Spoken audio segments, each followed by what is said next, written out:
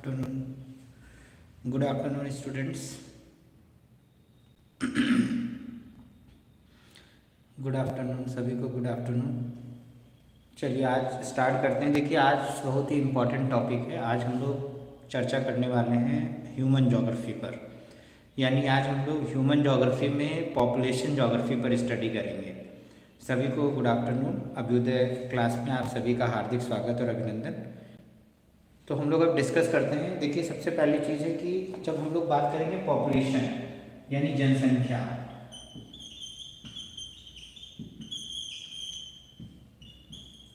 ये टॉपिक अपने में ही बहुत बड़ा है। हर कैंडिडेट को इस बात पर सोचना होगा कि हमारे देश में या हम पूरे वर्ल्ड की अगर बात करें, पूरे विश्व में जो पॉपुलेशन है, पॉपुलेशन का ग्रोथ कैसे हुआ, पॉपुलेशन कैसे फैली, अगर इस विषय पर अगर हम चर्चा करते हैं तो आपको बहुत ही आसानी से चीज़ों को समझना है, जानना है। और इसकी हिस्ट्री के लिए हमें जानना होगा कि हम पहले एंशियंट टाइम में चलते हैं, यानी कि जब जनसंख्या का विकास हुआ। क्योंकि पहले मानव का जब विकास हुआ, जब प्लिस्टोसीन काल की हम बात करते हैं, प्लिस्टोसीन काल आया, फिर इयोसीन काल आया, फिर समझदार मानव आया। क्योंकि पहले हम चिंपैंजी के रूप में थे, बंदर के फॉर्मेशन में थे, फिर धीरे धीरे जैसे जैसे मानव का विकास हुआ। क्योंकि हमें आपको ये बताना है कि पॉपुलेशन ग्रोथ कैसे हुई, जनसंख्या फिर डिस्ट्रीब्यूट कैसे हुई। तो उसके लिए सबसे पहली चीज आती है कि जब एंशियंट टाइम में जब हम एक समझदार मानव के रूप में धरती पर आए, तो जब हम समझदार मानव के रूप में धरती पर आए तो वहां से फिर शुरू हुई कहानी कि आखिर कैसे कैसे हमने डेवलपमेंट किया और कैसे कैसे हम हर जगह फैल गए। तो उसके लिए सबसे पहले हम देखते हैं एक ये मैप। क्योंकि जैसे हमारे अंदर थोड़ी सी समझदारी आई तो उस समझदारी से हमने किया क्या, कैसे कैसे हम लोगों में डेवलपमेंट हुआ, कैसे हम डिस्ट्रीब्यूट हो गए, कैसे कैसे चीज़ों को फैलाव किया। तो इस पर जानने के लिए पहले हमें इस मैप को देखना चाहिए। क्योंकि अगर हम किसी भी चीज़ को समझना चाहते हैं तो उसको समझने के लिए पहले हमें मैप को स्टडी करना पड़ेगा। ऐसा कहा जाता है कि जो हमारे पूर्वज थे, वो कहाँ रहते थे? अफ्रीका में। मतलब ये कहा जा रहा है कि मतलब जो भी हमारे यहाँ पूर्वज थे वो सब अफ्रीका में रहते थे। लेकिन इसके पहले की अगर हिस्ट्री की बात की जाए, यानी जैसे हम लोग कहते हैं एंशियंट टाइम में, यानी प्रागैतिहासिक काल की अगर हम बात करें तो प्रागैतिहासिक काल के समय में मानव का विकास या जनसंख्या में वृद्धि, पॉपुलेशन ग्रोथ कैसे हुई। तो अगर इस विषय पर चर्चा की जाए तो पहले स्पीड बहुत स्लो थी। जब आदि मानव ने एग्रीकल्चर यानी कृषि की बात की, यानी खेती का विकास हुआ, तो जैसे ही खेती का विकास शुरू हुआ, तो जैसे फसल उपजना शुरू हुई, तो जैसे ही फसल का उत्पादन शुरू हुआ, तो आप सभी को पता है कि मानव की पहली नीड होती है भोजन। यानी कि अगर हमको भोजन पर्याप्त मात्रा में मिलने लगेगा तो हम आधी चीज़ों को वैसे भी भूल जाएंगे। तो यानी देखिए चीज़ों को बहुत ध्यान से सुनिएगा, क्योंकि आज का जो टॉपिक है वो सुनने वाला है। चीज़ों को बहुत ध्यान से सुनिए, चीज़ों को एक एक करके बहुत अच्छे से समझिए, क्योंकि उसके बाद फिर जहाँ जहाँ पर ज़रूरत होगी वहाँ पर हम मैप पर चीज़ों को समझाएंगे आपको। ठीक है। तो जब मानव का विकास हुआ तो यानी कि अब जैसे मानव ने विकास किया तो वहाँ पर कुछ लोग आ गए, जैसे जलवायु, हार्ड क्लाइमेट, कठोर जलवायु है, कहीं पर जो है नॉर्मल क्लाइमेट है, कहीं पर लैंड मास अच्छा है, कहीं पर माउंटेन अच्छा है, कहीं पर जो है क्लाइमेट अच्छी। तो अगर हम ये देखते हैं कि जो है मानव ने जब विकास किया तो ये पिक्चर शुरू हुई कहाँ से? पौधों और पशुओं से, यानी कि प्लांट्स एंड एनिमल्स, पौधों से और पशुओं से। तो प्लांट्स और एनिमल्स, यानी कि अब हम बात करने जा रहे हैं कि प्लांट्स और एनिमल्स का मतलब हो गया एग्रीकल्चर, यानी कृषि का विकास। जैसे ही पूरे विश्व में कृषि का विकास हुआ, तो कृषि का विकास हुआ यानी एग्रीकल्चर डेवलपमेंट हुआ, यानी कृषि लोगों को पता चला कि अच्छा फसल उत्पादन भी होता है, फसल कैसे उगेगी। तो इस तरह से जब डेवलपमेंट शुरू हुआ तो उस डेवलपमेंट, और ये बात कब हो रही है? 1779 की मैं ये बात कर रहा हूँ 1779 में। 1779 में जब जनसंख्या में तीव्र गति से वृद्धि हुई। तो ये 1779 में जनसंख्या में तीव्र गति से वृद्धि क्यों हुई? तो जिसका कारण था कि मानव को कृषि के बारे में पता चल गया कि कृषि भी कोई चीज होती है, फसल के बारे में कुछ चर्चा हुई और फसल के बारे में पता चला। तो अब हम लोगों ने जब स्टडी किया तो हम लोगों ने कहा कि हमारे कुछ पूर्वज अफ्रीका में रहते थे, कुछ यहाँ, तो जब जैसे ही फसल पता चला तो लोग फैलने लगे, लोग जगह जगह पर फैलने लगे। यानी कि इस तरह से जो ये फैलाव हुआ यानी मनुष्यों में, क्योंकि जब लोगों को ये पता चला अच्छा ये एग्रीकल्चर होता है, फिर यहीं से फॉसिल्स के बारे में पता चला, जीवाश्म के बारे में पता चला। क्योंकि पहले क्या था, जनसंख्या धीमे धीमे बढ़ रही थी, जनसंख्या के बारे में कोई जानता नहीं था कि पॉपुलेशन ग्रोथ कैसे हो रही है। लेकिन जब कृषि आ गई, तो जब भाई पेट पूजा होने लगी, तो जब लोगों ने देखा कि यार फसल उत्पादन हम कर रहे हैं, तो जब क्रॉप प्रोडक्शन होने लगा, तो जब क्रॉप प्रोडक्शन होने लगा तो उसका प्रभाव ये पड़ा कि जनसंख्या में तीव्र गति से वृद्धि शुरू हो गई। क्योंकि पहले हर आदमी ये नहीं सोचता था कि जनसंख्या बढ़ेगी तो क्या होगा, पहले आदमी ये सोचता था कि खाने के लिए अगर अनाज है तो फिर जनसंख्या को कोई नहीं सोचता था। यानी कि अगर आप पीछे की बात करें 1970 से 1990 के बीच की अगर बात करते हैं, तो आपने देखा होगा कि जनसंख्या तेजी से बढ़ी थी। तो उसका कारण क्या था? क्योंकि सभी के पास एक लाइन आप जानते हैं कि भारतीय संविधान में ये बात कही गई है कि भारत में कभी भी फाइनेंशियल इमरजेंसी नहीं लगी, कभी भी वित्तीय आपातकाल नहीं हुआ। कारण क्योंकि भारत एक कृषि प्रधान देश है। 70% जनसंख्या आज भी गांव में निवास करती है, जिसका कारण क्या है? क्योंकि वो लोग कृषि कार्य में लगे हुए हैं, यानी कि प्राइमरी ऑक्यूपेशन उनकी क्या है? एग्रीकल्चर। तो फर्स्ट फॉर्मेशन क्या है? एग्रीकल्चर। तो इसका मतलब ये हो गया कि मानव की नीड पूरी हो रही। अब एग्रीकल्चर कहीं पर ज्यादा हो रही है, कहीं पर कम हो रही है, due to reason according to climate. क्यों?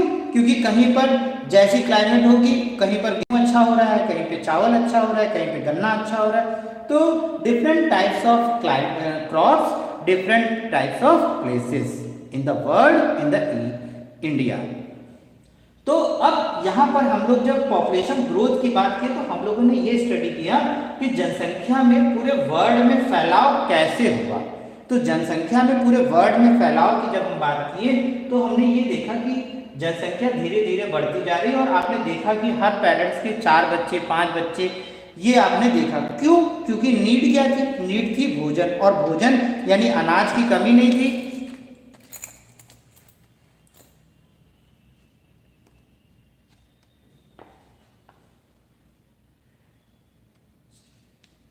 ये this is the class of population geography.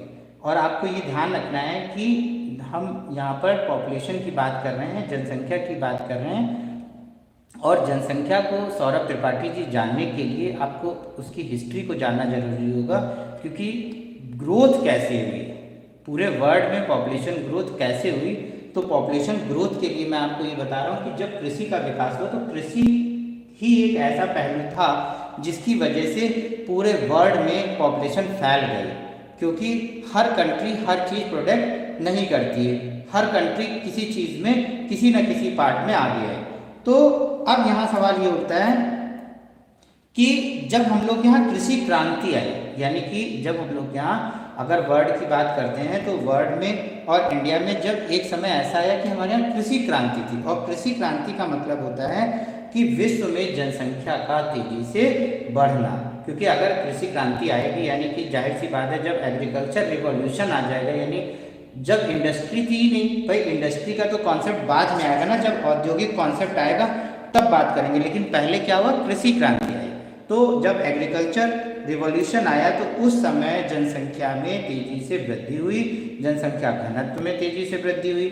और इसमें यह देखा गया कि जन्म दर और मृत्यु दर दोनों ही उच्च थे, यानी कि उच्च जन्म दर, हाई बर्थ रेट और हाई डेथ रेट का कॉन्सेप्ट भी देखा गया। क्योंकि कृषि का विकास हुआ, तो उससे क्या हुआ, जितने भी कॉन्टिनेंट थे, सभी कॉन्टिनेंटों में, जैसे हम लोग अफ्रीका की बात करते हैं, एशिया की बात करते हैं, यूरोप की बात करते हैं, ऑस्ट्रेलिया की बात करते हैं, तो इन जगहों पर कृषि के साथ साथ, एग्रीकल्चर के साथ साथ जैसे आखेट करना और ये सारी चीज़ें भी शुरू हुई। तो अब यहाँ पर सवाल ये उठता है कि जैसे हम लोग ये अनुमान लगाने लगे कि अब जनसंख्या में तेजी से वृद्धि हो रही है, तो अब जनसंख्या में फैलाव भी होना शुरू हो गया, क्योंकि ये देखा जा रहा था क्योंकि यहाँ पर भारत में और पूरे विश्व में जब जनसंख्या में विकास शुरू हुआ तो वो जो डेवलपमेंट था वो डेवलपमेंट हमारा कहाँ से शुरू हुआ? अफ्रीका से शुरू हुआ। अब जब अफ्रीका तक ही सीमित नहीं रह गया, क्योंकि अफ्रीका से सब जगह पर लोग फैल गए, एशिया, यूरोप और फिर ऑस्ट्रेलिया, फिर इधर भी आ गए। अब सवाल ये उठता है कि जब जनसंख्या में वृद्धि हुई तो वो जनसंख्या में वृद्धि के पीछे अब जन्म दर में वृद्धि, पॉपुलेशन में वृद्धि, तो यानी इसका मतलब हो गया बर्थ रेट में वृद्धि। तो अब बर्थ रेट में वृद्धि, अब उसके पीछे के कारण क्या थे? क्योंकि हमारे यहाँ क्या हुआ? औद्योगिक क्रांति शुरू हो गई। अब औद्योगिक क्रांति का मतलब हो गया कि हम लोग बात कर रहे हैं 20वीं सेंचुरी यानी 20वीं शताब्दी। 20वीं सेंचुरी में भारत में जो है और विश्व में 20वीं शताब्दी में जो है औद्योगिक क्रांति आई। अब जब 20वीं सेंचुरी में जब औद्योगिक क्रांति आई तो उस समय क्या हुआ? जैसे ही औद्योगिक क्रांति आई वैसे ही मृत्यु दर में गिरावट दर्ज की जाने लगी, यानी कि जो डेथ रेट थी वो धीरे धीरे कम होने लगी। क्यों? क्योंकि लोग पहले भाई जब एग्रीकल्चर था, खेती थी, खाने की कोई कमी नहीं थी, तो लोगों का एक ही मोटो था कि जो है जनसंख्या पे हम लोगों ने फोकस ही नहीं किया कि हमें जनसंख्या नियंत्रित करनी है, इस विषय पर कोई भी बात नहीं हुई।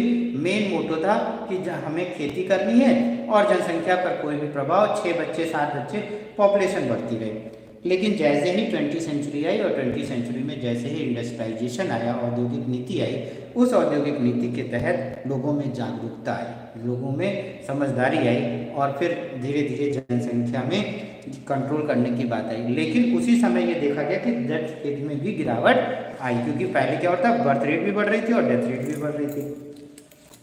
अब सवाल यहाँ पर ये उठता है कि जो बच्चों में जन्म में अंतर, भाई जैसे एक बच्चे से दूसरे बच्चे के बीच में जन्म में अंतर, ये अनिवार्यता विलुप्त होने लगी। क्यों? क्योंकि जब मानव ने कृषि कार्य आरंभ किया, जब एग्रीकल्चर शुरू किया, तो कृषि कार्य के दौरान उसके मन मस्तिष्क में ये वो भूल गया कि हमें एक बच्चे से दूसरे बच्चे के बीच में अंतर भी रखना है, कितने बच्चे होने चाहिए, क्योंकि उसके माइंड में तो ये था कि खेती करने के लिए 2 हाथ की जगह 4 हाथ हो जाएंगे तो अच्छा है, 6 हाथ हो जाएंगे तो अच्छा है। तो यानी कि यहाँ पर ये देखा गया कि सामान्यतः इस बात को हम स्वीकार कर लेते हैं कि जनसंख्या में तेजी से वृद्धि होना शुरू हो गई, यानी कि पॉपुलेशन ग्रोथ धीरे धीरे बढ़ना शुरू हो गई। अब जनसंख्या जब तेजी से बढ़ने लगी तो अब उसमें क्या हुआ कि बच्चों का जो आर्थिक विकास था वो कम होने लगा, क्योंकि व्यक्ति अपने कार्यों में बिजी हो गए, यानी कृषक परिवार है, किसान है। जब 70% लोग किसानी का काम कर रहे हैं, खेती का काम कर रहे हैं, तो उनका आर्थिक महत्व, जो इकोनॉमिकल ग्रोथ थी, उसको वो देखते हुए बच्चों पर ध्यान देना कम कर दिया, क्योंकि बच्चे भी कहाँ जा रहे हैं, वो भी साथ में खेती में लगे हुए हैं, पेरेंट्स के साथ वो भी वर्किंग में लगे हुए हैं। तो इन द सेंस कि अगर हम ये देखें कि कृषि क्रांति के बाद जनसंख्या में निरंतर वृद्धि हो रही थी, लेकिन बाद में 20वीं सेंचुरी के आसपास आते आते लोगों में जागरूकता हुई।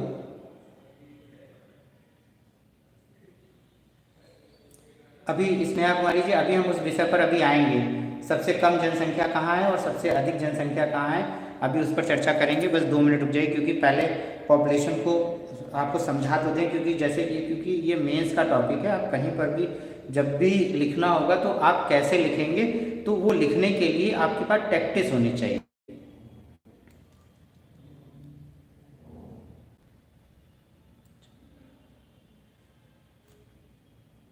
अभी परेशान मत होइए, अभी शिवानी साई जी, अंडमान निकोबार में जो जनजाति पाई जाती है वो भी आपको बता दी जाएगी।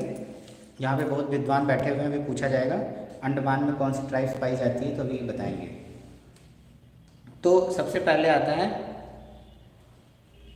हाँ देखिए बताया प्रबल पांडे ने, वेटिकन सिटी एक्चुअली में एरिया में सबसे छोटा है, आप ध्यान रखिएगा। वेटिकन सिटी वर्ल्ड में क्षेत्रफल की दृष्टि से सबसे छोटा राज्य है। जैसे हम लोग क्या क्षेत्रफल की दृष्टि से सबसे छोटा राज्य गोवा है, वैसे ही क्षेत्रफल की दृष्टि से सबसे छोटा राज्य जो है वेटिकन सिटी, और पॉपुलेशन भी सबसे कम वेटिकन सिटी में, बिल्कुल सही है, ठीक है। और देखिए ये बताया इन्होंने जो है जी ने बताया जारवा, ये जारवा ट्राइब्स है अंडमान निकोबार में, जारवा और सेंटलीज। ठीक है, चलिए। तो मैं बात कर रहा था कि जब पॉपुलेशन की बात हुई तो यानी जैसे देश में जनसंख्या बढ़ी, अभी धैर्य रखिए, आप परेशान मत होइए क्योंकि चीज़ों को समझिए, क्योंकि जब आंसर राइटिंग करना होगा, जब लिखना होगा तो आपके पास शब्द नहीं होगा और आप लिख नहीं पाएंगे, तो फिर दिक्कत होगी, क्योंकि इसलिए आप इसको समझिए। तो सवाल ये उठता है कि क्योंकि आपको जब आंसर राइटिंग में फॉर्मेशन करना होगा तो आपको किस वे में चलना है, मैं आपको ये बताने का प्रयास कर रहा हूँ, क्योंकि जो आपका तरीका होगा, तारतम्यता होगी, वो किस वे में आप लिखोगे इसको जानना जरूरी है। क्योंकि जैसे ही आपको लिखना होगा तो आपको पहले ये बताना है कि कैसे जनसंख्या का विकास हुआ, फिर कैसे जनसंख्या फैली, फिर कैसे कैसे चीज़ें बढ़ी, तब हम आपको फिर माल्थस की थ्योरी समझाएंगे। माल्थस ने जो पॉपुलेशन थ्योरी दी थी, डेमोग्राफिक थ्योरी दी थी, फिर हम वो आपको बताएंगे। फिर पॉपुलेशन पिरामिड की बात करेंगे, फिर हम आपको बताएंगे कि SBI ह्यूमन डेवलपमेंट इंडेक्स क्या है, उसमें हम किसके बारे में पढ़ते हैं। तो ये आज से कल तक ये महत्वपूर्ण विषयों पर चर्चा होनी है। तो पहले चीज़ों को समझना जरूरी है कि कैसे कैसे हमने जनसंख्या में ग्रोथ किया। तो यानी जनसंख्या ग्रोथ का सबसे पहला मोटो था एग्रीकल्चर, यानी भारत में और पूरे विश्व में जैसे ही कृषि का विकास हुआ वैसे ही जनसंख्या का विकास हुआ। जब जनसंख्या का विकास हुआ तो जनसंख्या में ग्रोथ शुरू हो गई, यानी जनसंख्या में वृद्धि होने लगी। अब जब जनसंख्या में वृद्धि होने लगी तो अब उस वृद्धि को देखते हुए माइंड में, पेरेंट्स के दिमाग में ये बात आई ही नहीं कि एक से दूसरे बच्चे के बीच में कितना अंतर होना चाहिए, क्या ज़रूरत की चीज़ें होनी चाहिए, डेवलपमेंट के लिए क्या क्या चाहिए। इस विषय को लोगों ने अनदेखा कर दिया और डेवलपमेंट करते रहे। अब सवाल क्या उठता है कि जब ऐसा स्थिति आई तो एक समय ऐसा आ गया कि जनसंख्या में बहुत तेज़ी से वृद्धि हुई। आपको ये भी पता है कि 1921 में जनसंख्या में जो है बहुत तेज़ी से कमी आई थी। यानी एक बार जब प्लेग महामारी फैली थी तो 1921 में जनसंख्या सबसे ज़्यादा पूरे वर्ल्ड में कम हो गई थी। जैसे हम लोग कहते हैं 2019 में जब कोरोना आया तो जनसंख्या एकदम से कम हो गई, लेकिन उसी तरीके से ये कहा जाता है कि मतलब हमारे यहाँ हम लोग स्टडी करते हैं कि उसमें हर 100 साल में एक बार चीज़ें रिपीट होती हैं, और ये देखा गया कि जनसंख्या में भी ये रिपीटेशन हुआ। और यानी 1921 में जो है महामारी आई और जिसमें जनसंख्या पूरी तरीके से ख़त्म हो गई। ठीक उसी तरीके से आपने देखा कि 2019 में भी ऐसी घटना घटी। तो इस बात के पेपर में क्वेश्चन भी आता है कि जनसंख्या सबसे कम किस वर्ष थी या जनसंख्या सबसे ज़्यादा किस वर्ष समाप्त हुई, तो 1921 में, 1921। तो अब यहाँ पर सवाल उठता है कि जैसे अगर हम लोग मानव के इतिहास की बात करें, जब औद्योगिक क्रांति आई तो जब इंडस्ट्रियलाइजेशन आया तो उस इंडस्ट्रियलाइजेशन के समय में जब मानव ने विकास किया तो उसमें डेथ रेट, लाइफ एक्सपेक्टेंसी, इन सब चीज़ों पर भी चर्चा होने लगी कि अच्छा अगर हम इन लोगों को भी सुधार करें। लेकिन अब जैसे जैसे मानव ग्रोथ करता गया, मानव में विकास होता गया, वैसे वैसे मानव ने जो है इंडस्ट्रियलाइजेशन की तरफ, औद्योगिक क्रांति की तरफ बढ़ावा देना शुरू कर दिया। क्योंकि आपको यहीं पर ये भी मैं बताऊं, क्योंकि जब भारत में ग्रीन रेवोल्यूशन की बात की जाती है तो हम लोग कहते हैं कि थर्ड 5 ईयर प्लानिंग, तीसरी पंचवर्षीय योजना में हरित क्रांति भारत में आई थी। यानी कृषि के विकास की जब बात करते हैं, क्योंकि कृषि का विकास की बात करेंगे तभी आपको बात समझ में आएगी, क्योंकि भारत में 5 ईयर प्लानिंग 1951 में शुरू हुई। भारत में पहली पंचवर्षीय योजना 1951 में शुरू हुई, और जो तीसरी पंचवर्षीय योजना थी, रीति राय जी ने बिल्कुल सही जवाब दिया है, 1966-67 में इंडिया में थर्ड 5 ईयर प्लानिंग थी। इसी तहत जो है हरित क्रांति आई थी 1966-67 में, जो है तीसरी पंचवर्षीय योजना में ग्रीन रेवोल्यूशन लाया गया था, और MS स्वामीनाथन ने पंजाब से लाया, और डॉक्टर नॉर्मन बोरलॉग जो है मैक्सिको से ग्रीन रेवोल्यूशन लाए थे। तो अब दूसरी क्रांति में क्या हुआ, जो मतलब औद्योगिक क्रांति थी, इंडस्ट्रियलाइजेशन की जब बात हुई तो यहाँ से औद्योगिक क्रांति जब शुरू हुई तो धीरे धीरे यूरोपियन कंट्री और नॉर्थ अमेरिका, इन लोगों ने डेवलपमेंट किया। अब इन लोगों ने कृषि को, माइनिंग को, इन सारी चीज़ों को इंडस्ट्रियलाइजेशन की तरफ बढ़ावा देना शुरू किया। जैसे एग्रीकल्चर हो गया, फॉरेस्ट हो गया, माइनिंग हो गई, फिशिंग हो गई, इन सब चीज़ों को जो है USA, यूरोप, इन कंट्रीज़ ने धीरे धीरे औद्योगिकरण की तरफ बढ़ावा दिया। यानी कि हम पेड़ों को काट करके उनसे मैन्युफैक्चरिंग करके बेचें, औद्योगिकरण को बढ़ावा दें, फिशिंग करें, मधुमक्खी पालन करें, ये सब चीज़ें इसमें आती हैं। फिर धीरे धीरे यहीं पर एक कॉन्सेप्ट फिर शुरू हो गया कि मशीनों का निर्माण करना, यानी कि टेक्नोलॉजी लाने के लिए हम लोग छोटी छोटी मशीनों को बढ़ावा देने लगे, क्योंकि अब हम औद्योगिकरण पे चलने लगे। एग्रीकल्चर से धीरे धीरे लोग औद्योगिकरण की तरफ बढ़ने लगे, क्योंकि पहले तो फुल्ली पॉपुलेशन इंडस्ट्री जो है एग्रीकल्चर पर लगी हुई थी, लेकिन अब जब उन्होंने देखा कि इससे भी फायदा है तो इससे हम ये भी कर सकते हैं, यानी उन्हीं एग्रीकल्चर को जो है हमने इंडस्ट्री की तरफ मूव कर दिया, यानी औद्योगिकरण की तरफ मूव कर दिया। एग्जाम्पल के रूप में जैसे फॉरेस्ट, तो फॉरेस्ट यानी पेड़ काट के हम जलाते थे, पेड़ काट के उसकी लकड़ी को विभिन्न प्रकार के जो है फर्नीचर्स बनाकर बेचना शुरू कर दिया। तो ये क्या हो गया, ये जो है आपका इंडस्ट्रीज को बढ़ावा देना हो गया। फिर इसके बाद आता है कि फिर हम लोगों ने मशीन निर्माण शुरू किया, यानी जब हम लोगों ने मशीनों का निर्माण शुरू किया, यानी मशीन के रख रखाव और फिर इंटरनेशनल मार्केट में उसकी सप्लाई की। अब सवाल ये उठता है कि जब हम लोग पॉपुलेशन डिस्ट्रीब्यूशन की बात करते हैं तो वो कौन कौन से फैक्टर्स होते हैं, वो कौन कौन से कारण हैं जो हमारी पॉपुलेशन को जो है कहीं ना कहीं जो है इम्पैक्ट करते हैं, यानी कौन कौन से हैं। जैसे सबसे पहला आता है कृषि योग्य भूमि। फर्स्ट आता है, हमेशा ध्यान रखिएगा कि एग्रीकल्चर एरिया में जहाँ पर भी कृषि युक्त भूमि होगी वहाँ पॉपुलेशन हमेशा डेंस अधिक होगी। इस बात को हमेशा ध्यान रखिएगा, क्योंकि मानव की नीड है भोजन, और जो एग्रीकल्चर एग्जाम्पल के रूप में आप इंडिया को ले लीजिए। इंडिया में जो गंगा ब्रह्मपुत्र का प्लेन है वहाँ पर सबसे अधिक पॉपुलेशन रहती है। एकदम सिंपल सी बात है, क्योंकि जहाँ पर जो है एग्रीकल्चर लैंड होगी, कृषि युक्त भूमि होगी, वहाँ पे पॉपुलेशन सबसे ज़्यादा निवास करेगी। इस बात को एकदम आप गांठ बांध लीजिए, ठीक है। और उसका कारण मैंने आपको जैसे कहा गंगा ब्रह्मपुत्र का मैदान, तो गंगा ब्रह्मपुत्र के मैदान में आप देख रहे हैं यूपी में सबसे ज़्यादा जनसंख्या। क्यों यूपी में जनसंख्या सबसे ज़्यादा? क्योंकि यूपी क्या है, गंगा ब्रह्मपुत्र का मैदान है, और गंगा ब्रह्मपुत्र के मैदान में सब कुछ होता है। पूरे इंडिया में जितनी क्रॉप्स होती है वो सब कुछ आपके यूपी में होती है। यही रीजन है कि आपके यहाँ सबसे ज़्यादा जनसंख्या है। अभी आपके यहाँ कुछ ना होता हो, जैसे आप जम्मू कश्मीर को ले लीजिए, जैसे आप अरुणाचल प्रदेश को ले लीजिए, नागालैंड मणिपुर को ले लीजिए, आप जगह कहते हैं झारखंड को ले लीजिए, कर्नाटका को ले लीजिए, जहाँ पर जब कुछ होगा ही नहीं तो मानव कैसे रहेगा। सर्वाइवल ऑफ द फिटेस्ट को, उसको रहने के लिए लाइफ एक्सपेक्टेंसी, जीवन प्रत्याशा को चलाने के लिए, भोजन करने के लिए अनाज सबसे पहले नीड है, पेट पहले चाहिए। तो इन द सेंस अब आपको ध्यान में आ गई होगी बात कि जहाँ पर एग्रीकल्चर लैंड होगी वहाँ पर पॉपुलेशन डेंसिटी मैक्सिमम होगी। क्लियर है? चलिए अब आगे बात करते हैं। तो हम बात करते हैं कि जनसंख्या वितरण, अब वो कौन कौन से फैक्टर्स हैं जो है कहीं ना कहीं जो है डिस्ट्रीब्यूशन, पॉपुलेशन डिस्ट्रीब्यूशन में अपना रोल प्ले करते हैं। जैसे सबसे पहले आता है, इसको नोट करिएगा इन पॉइंट्स को, क्योंकि ये इंपॉर्टेंट है। जब आपको लिखना होगा तो आप लिख सकते हैं। जैसे फर्स्ट आता है कृषि योग्य भूमि और जल की उपलब्धता। कृषि योग्य भूमि और जल की उपलब्धता।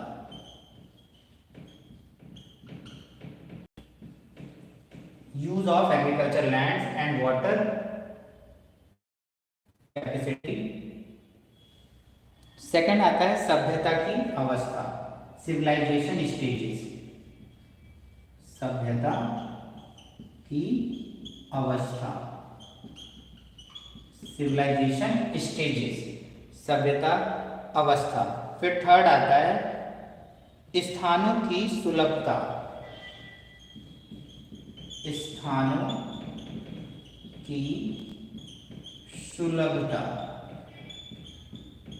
Easy going in the place of world and India. सुलभता अभी हम एक्सप्लेन करेंगे। राष्ट्रीय सीमाओं के अवरोध, राष्ट्रीय सीमाओं के अवरोध, ऑब्जेक्ट इन नेशनल बाउंड्रीज। अब देखिए जैसे हमारी जो पॉपुलेशन ग्रोथ है, डिस्ट्रीब्यूशन ऑफ द पॉपुलेशन है, पॉपुलेशन के डिस्ट्रीब्यूशन में आप देख सकते हैं ये 4 मेन फैक्टर हैं। जैसे सबसे पहला फैक्टर हो गया एग्रीकल्चर, कृषि योग्य भूमि, यानी अभी जैसे आप कह रहे थे कि लैंड यूज, तो जब एग्रीकल्चर लैंड होगा तो कृषि युक्त भूमि जब होगी तो जाहिर सी बात है कि जो है व्यक्ति आसानी से चीज़ों को अचीव करेगा, उसका जो मानव की जो प्राइमरी नीड्स हैं उनको वो फुलफिल कर सकता है। तो कृषि भूमि होगी, जल की उपलब्धता होगी, तो वो वहाँ पर सेटलमेंट कर लेगा।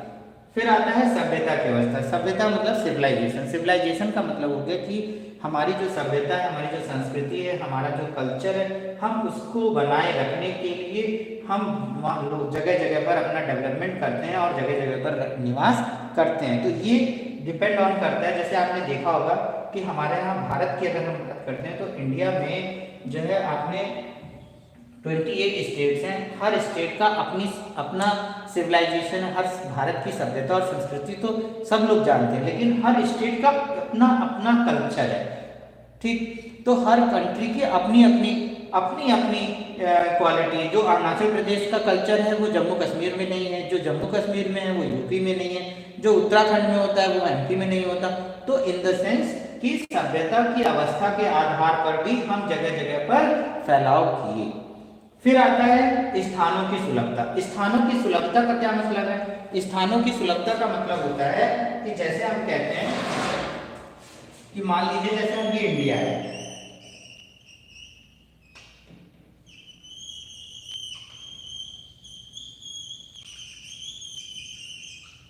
ठीक। अब आप देखिए जो व्यक्ति हिमालयन माउंटेनिक एरियाज में रह रहा है, नेचर ने उसको क्या बनाया? उसके पैर मजबूत बनाया, क्योंकि प्रकृति में जो लोग माउंटेनिक एरियाज में रहते हैं उनके पैर मजबूत हैं। जो लोग कोस्टल एरियाज में रहते हैं उनके हाथ मजबूत हैं। क्यों? क्योंकि जो हिमालयन रीजन में रह रहा है वहां पर बाइक, कार, स्कूटर नहीं जा सकती, इसलिए मानव को पैदल चलना है, ठीक। उसी तरीके से जो लोग कोस्टल एरिया में रह रहे हैं, यहाँ का प्राइमरी ऑक्यूपेशन क्या है? फिशिंग, क्योंकि पहले तो यही होता था ना, जब इंडस्ट्री नहीं थी तो फिशिंग कर रहे थे, तो यानी इनका जो मेन मोटो है वो लोग फिशिंग, इसलिए इनके हैंड मजबूत हो गए। अब जो ये बीच वाले लोग हैं, ये लोग इनका क्या मजबूत है? जैसे हम लोग, तो हम लोग ना हाथ मजबूत है ना पैर मजबूत है, हम लोग दिमाग से मजबूत हैं। यानी कि हम लोगों के अंदर की जो क्वालिटी है वो क्या है? हम लोग जो मध्य भारत के लोग हैं, मध्य के जो लोग हैं, वो उनके माइंड, वो दिमाग से मजबूत है। तो यानी यहाँ पर स्थान, ये मैं बात कर रहा हूँ स्थानों की सुलभता की बात कर रहा हूँ। तो स्थानों की सुलभता का मतलब यहाँ पर ये हुआ कि जो लोग माउंटेनिक एरियाज में रहते हैं, ये टफ रीजन है। जैसे आपने देखा कि जनसंख्या में जब हम विस्तार की बात करते हैं, जनसंख्या के फैलाव की बात करते हैं, तो आपको आर्कटिक रीजन और अंटार्कटिका पर जनसंख्या कम मिलती है। ये आपने देखा है, क्योंकि यहाँ पर पॉपुलेशन और यहाँ पर पॉपुलेशन आपको नहीं मिलेगी। क्यों नहीं मिलेगी? क्योंकि ये टैगा रीजन है, ये टैगा टुंड्रा रीजन्स हैं, ये ठंडे रीजन्स हैं। तो इन एरियाज में पॉपुलेशन नहीं निवास करेगी। क्यों नहीं करेगी? क्योंकि उसके लिए अनुकूल दशाएं नहीं पाई जाती। तो पॉपुलेशन को जब वो अनुकूल दशाएं नहीं मिलेंगी, यानी रहने के लिए टफ टास्क है, तो वो वहां पर क्यों रहेगी? जैसे टैगा रीजन में एस्किमो रहती है, तो अब एस्किमो जनजाति जो है वो जो इग्लू बनाकर रह रही है बर्फ में, तो बर्फ में आपको कोई बहुत इमरजेंसी होगी तभी आप बर्फ में रहना पसंद करेंगे ना, ऐसे तो नहीं रहेंगे। तो यानी इन द सेंस कि आर्कटिक और अंटार्कटिका जैसे स्थानों पर जनसंख्या विरल है, जबकि एशिया कॉन्टिनेंट में सबसे अधिक पॉपुलेशन है। या हम कह सकते हैं कि एशिया पूरे सभी कॉन्टिनेंटों में, एशिया एक ऐसा कॉन्टिनेंट है जहां पर पॉपुलेशन डेंसिटी सबसे ज्यादा है, यानी सघन जनसंख्या निवास करती है। कहाँ? एशिया में। क्यों? क्योंकि एशिया में आपका लैंड मास, एशिया की क्लाइमेट, एशिया की हर चीज, यानी कि नेचर, कल्चर, हर कंडीशंस को अगर आप देखते हैं तो सर्वाइवल ऑफ द फिटेस्ट है, यानी ह्यूमन को हर तरह से वहां पर बेनिफिशियल है। इसलिए एशिया में जनसंख्या सबसे ज्यादा और सघन रूप में पाई जाती है। ये बात आप समझ लीजिए। ठीक, तो अब आपको समझ में आ गया कि जैसे हमने आपसे कहा कि स्थानों की सुलभता का मतलब हो गया कि अब जो व्यक्ति जम्मू कश्मीर में रहेगा उसके लिए टफ है। अब जो इक्वेटर पे रहेगा तो इक्वेटर पर कोई रह पाएगा, क्योंकि 30 degree Celsius on average maximum temperature, उमस भरी गर्मी, हमेशा सूरज की किरणें सीधी पड़ती हैं, तो इस तरह की क्लाइमेट में सरवाइव करना टफ है। सघन वन है, सघन वन होने की वजह से, और फिर वहाँ पर 12 महीने सूरज की किरणें सीधी पड़ती हैं, हाई टेम्परेचर है, लो प्रेशर है, फिर उसके अलावा वहाँ पर क्या है, रेन हो रही है, फिर गर्मी बहुत है, तो इक्वेटर पे कौन रहेगा, इक्वेटर पे कोई नहीं रहेगा, यानी वहाँ पर भी जनसंख्या क्या होगी, विरल होगी, सघन नहीं होगी। तो अब आपको ये बात भी समझ में आ गई। ठीक, फिर आता है राष्ट्रीय सीमाओं क्या होगी। राष्ट्रीय सीमाओं का कॉन्सेप्ट ये है कि जैसे आपने देखा है कि जैसे भारत और पाकिस्तान के बीच में नेशनल बाउंड्री है, इंडिया और पाकिस्तान के बीच में रेड क्लिफ है, पाकिस्तान और अफगानिस्तान के बीच में आपका जो है क्या कहते हैं डुरंड है, फिर इंडिया और चाइना के बीच में मैकमोहन है, भारत और बांग्लादेश के बीच में जीरो लाइन है। तो ये जो कंट्रीज आप देख रहे हैं, ये जो कंट्रीज आप देख रहे हैं, ये सारी कंट्रीज में जो ये नेशनल बाउंड्रीज हैं, इनका भी हमारी पॉपुलेशन के सेटलमेंट में कहीं ना कहीं रोल प्ले होता है। तो अब आपको समझ में आ गया होगा कि किस तरीके से ये चारों लोग अपना अपना रोल प्ले करते हैं। चलिए अब आगे की बात करते हैं। अब आपको एक छोटा सा डायग्राम दिखाते हैं कि किस तरह से कृषि क्रांति से औद्योगिक क्रांति की तरफ मानव का विकास हुआ और मानव ने जनसंख्या का विकास किया।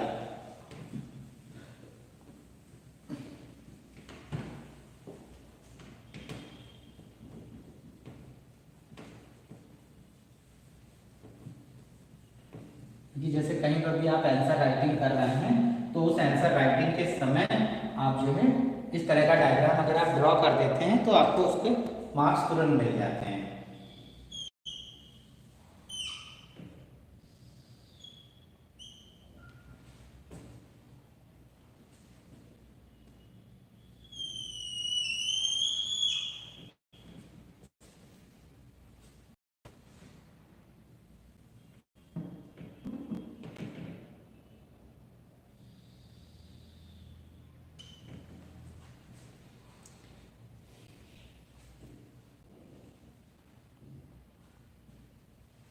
ये है आपका पैलियोलिथिक,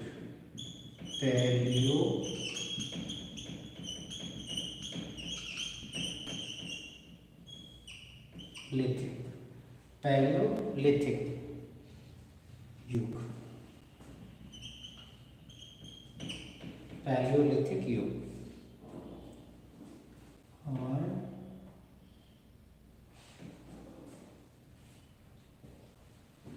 ये है आपकी कृषि क्रांति।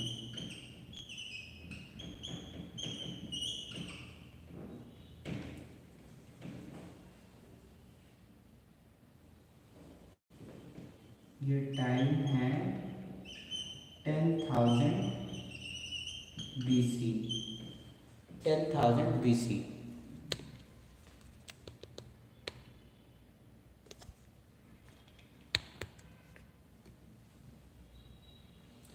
10,000 BC। फिर आया 1779 AD, 1779 AD। और ये है हमारा वर्तमान समय, present time.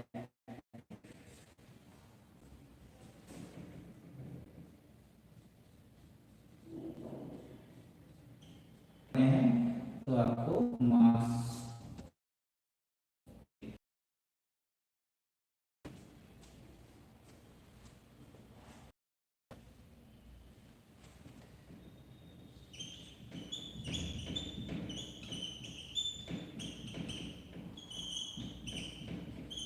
Development of population growth.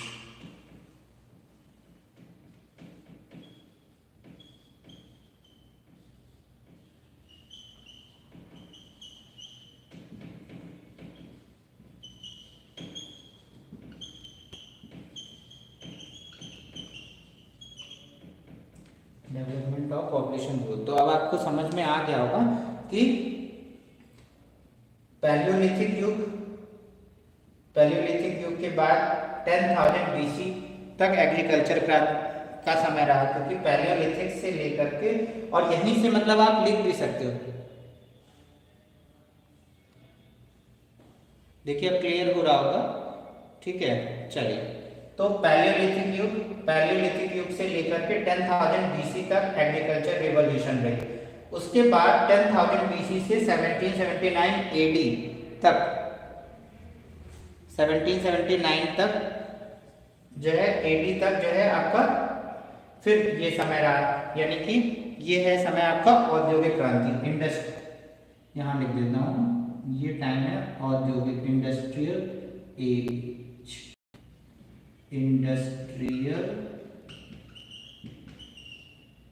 As, औद्योगिक क्रांति, ठीक है।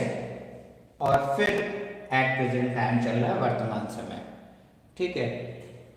ठीक, चलिए, तो सभी को क्लियर हो रहा है ना? आवाज कट तो नहीं रही है? कृतिका का कहना है कि आवाज कट रही है। क्या किसी को आवाज कट रही है?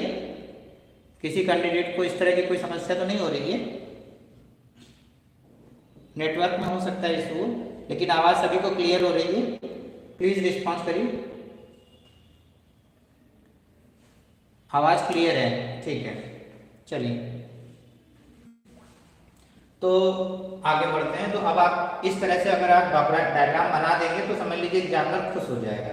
तो यानी एग्रीकल्चर पैलियोलिथिक युग से लेकर के 10,000 तक एग्रीकल्चर चला, फिर 10,000 के बाद 1779 तक इंडस्ट्रियल एज चली। अब 1779 से एट प्रेजेंट तक हम लोग औद्योगिक क्रांति में ही आगे जो है बढ़ रहे हैं। चलिए नेक्स्ट बात करते हैं।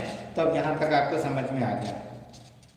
अब जैसे हम लोग जब बात करते हैं कि इन क्षेत्रों में ये चीज़ें नहीं, तो अब यहीं पर जब पॉपुलेशन डेंसिटी आ जाती है, यानी क्योंकि हम लोग कहते हैं कि जैसे जनसंख्या,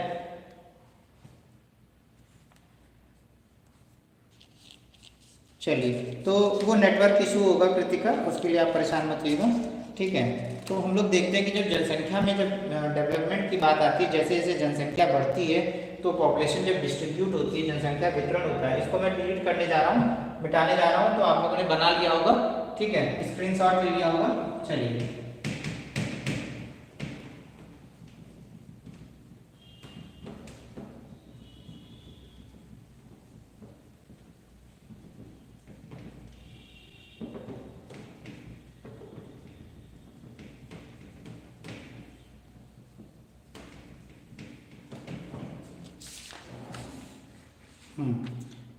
जब पॉपुलेशन डिस्ट्रीब्यूशन की बात आती है तो यहाँ पर हमें एक चीज़ और भी बतानी कि पूरे वर्ल्ड की जो पॉपुलेशन, अगर हम पूरे वर्ल्ड की बात करें, पूरे विश्व की अगर बात करते हैं, एक मिनट पहले मैप ड्रॉ कर लिया जाए। मैप सभी कैंडिडेट को आना चाहिए, जिन लोगों को नहीं आता है वो एक 10 रुपये का रफ रजिस्टर खरीद लें और उस रफ रजिस्टर में दिन रात मैप बनाएं, क्योंकि अगर उन्हें मार्क्स अच्छे चाहिए मेंस में तो उन्हें ड्रॉ, देखिए दो तरह से मैप ड्रॉ होता है। एक वो होता है जो आपका फिजिकल मैप है, एक वो होता है हाइपोथेसिस मैप। तो हाइपोथेसिस मैप जो होता है वो हमने कोई भी चीज़ अगर हमें बताना है, बनाना है, तो हमने उसको लिखने से पहले अगर हमने उसको ड्रॉ कर दिया, ड्रॉ कर देने से क्या होता है, जरूरी नहीं कि हर चीज़ इंडिया और वर्ल्ड के मैप में हो। मान लीजिए आपको कोई चीज़ दिखानी है, हमने मैप ड्रॉ किया ऐसे और ऐसे डिस्ट्रीब्यूट कर दिया, अब हमने इसमें लिख दिया, ठीक। तो उससे क्या होता है कि एग्जामिनर समझ जाता है कि हम क्या बताना चाहते हैं, तो इससे मार्क्स भी अच्छे मिलते हैं, प्रेजेंटेशन भी होता है। तो ये आपकी राइटिंग स्किल की एक आर्ट है, ठीक है। तो ये बात ध्यान रखिएगा कि ये प्रेजेंटेशन है। अगर आप मेंस में जाना चाहते हैं, अपना झोला बैटरी ठीक रखना चाहते हैं, तो मार्क्स गेन करने के लिए आपको प्रेजेंटेशन का तरीका आना चाहिए। और प्रेजेंटेशन का तरीका यही है कि जैसे मान लीजिए आपने हिस्ट्री में कोई चीज़, आप ये जरूरी नहीं है कि ये मैप केवल ज्योग्राफी के लिए जरूरी है, मैप हिस्ट्री में भी यूज होता है। आप इंडस वैली सिविलाइजेशन दिखा रहे हैं, आप हड़प्पा दिखा रहे हैं, आप मोहनजोदाड़ो दिखा रहे हैं, आप कालीबंगा दिखा रहे हैं, तो जैसे आप कोई भी चीज़ को प्रेजेंट कर रहे हैं तो उस प्रेजेंटेशन के समय आपको ये ध्यान रखना है कि हमने अगर उसको मैप पर दिखा दिया तो फिर वो और बेनिफिशियल हो जाता है। तो यानी उससे एग्जामिनर को वो इम्प्रेस हो जाता है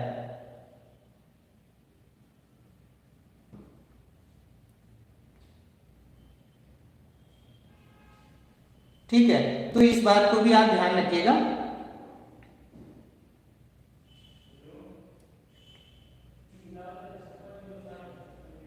हाँ हाँ, आप बोलिए क्या कहना चाहते हैं।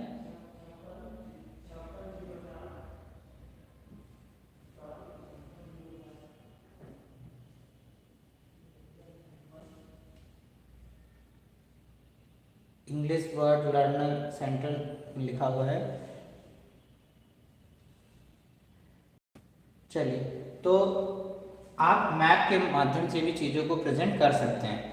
अब सवाल उठता है कि जैसे हमने मान लीजिए अभी आपसे कहा कि पूरे वर्ल्ड में 33% ऐसा एरिया है, पूरे वर्ल्ड में 33% लगभग 33% ऐसा एरिया है जहाँ पर कोई नहीं रहता।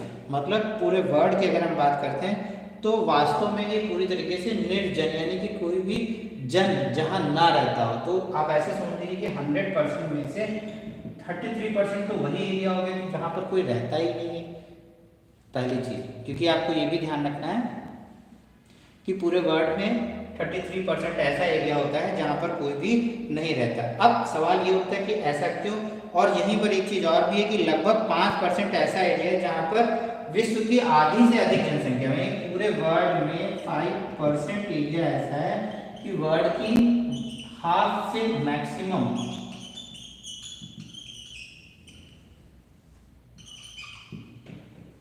पॉपुलेशन यहाँ निवास करती है। यानी कि वर्ल्ड की आधे से अधिक जनसंख्या, पूरे वर्ल्ड की आधे से अधिक जनसंख्या यहाँ पर निवास करती है। तो यानी 5% जनसंख्या है जहाँ पर पूरे वर्ल्ड की आधे से अधिक जनसंख्या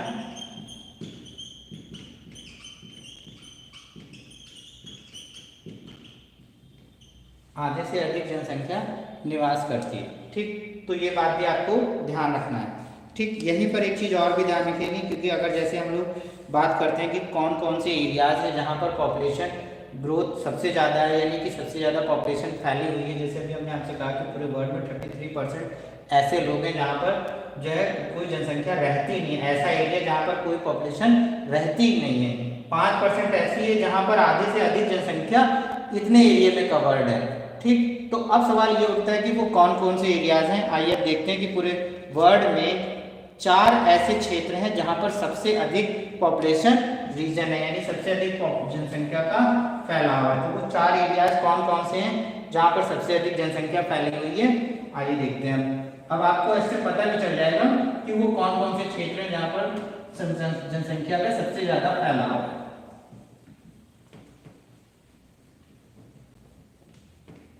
सबसे पहला क्षेत्र आता है आपका ईस्टर्न एशिया, यानी पूर्वी एशिया।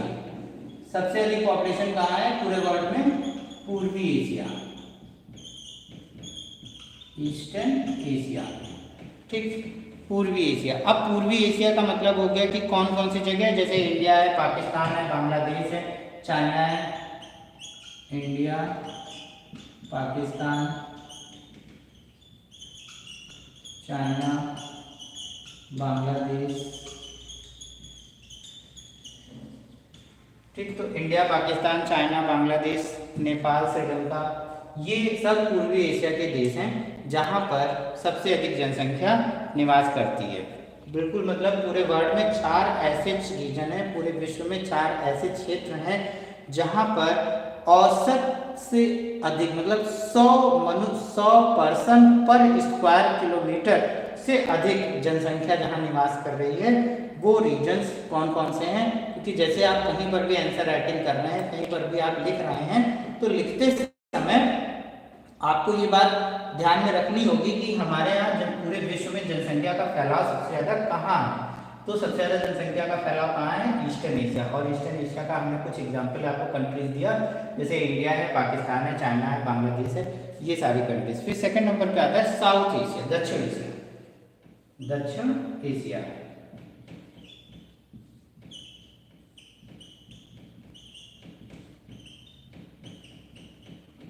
साउथ एशिया की जब बात की जाती है तो दक्षिण एशिया का मतलब हो गया कि अब दक्षिण एशिया में कौन है।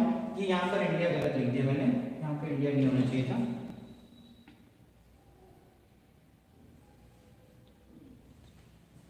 चाइना, जापान, एक minute, China, Japan, south Korea, इसमें हो गया साउथ कोरिया, जापान है, चाइना, ये जो ईस्टर्न एशिया के देश हैं उसमें जापान है, चाइना है, साउथ कोरिया है और ताइवान। ये ताइवान, अगर नोट किया होगा आपने तो इसको सही कर लीजिएगा। पूर्वी एशिया में जापान, चाइना, साउथ कोरिया। फिर आपका जो दक्षिण एशिया, साउथ एशिया में इंडिया, पाकिस्तान, वो इंडिया, पाकिस्तान, बांग्लादेश, ठीक है, श्रीलंका और नेपाल, श्रीलंका, नेपाल, ठीक है, सही कर लीजिएगा। पूर्वी एशिया में जापान है, ताइवान है, चाइना है और आपका जो कहते हैं साउथ कोरिया है। ये सब पूर्वी एशिया के देश हैं।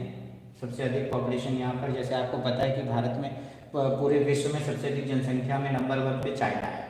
तो यानी चाइना कहाँ है? ईस्टर्न एशिया में है।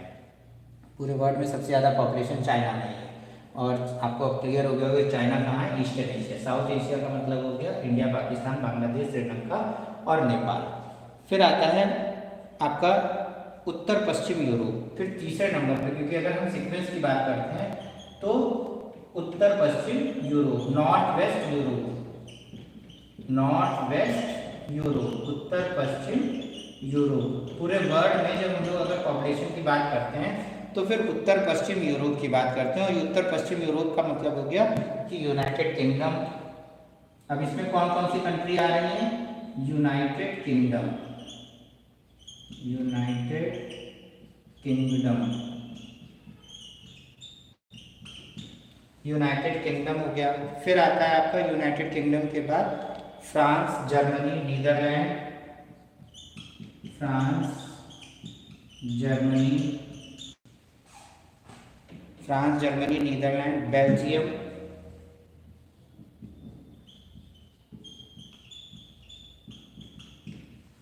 France, Germany, Netherland, Belgium. फिर आता है आपका Ireland, Denmark, Ireland, Denmark,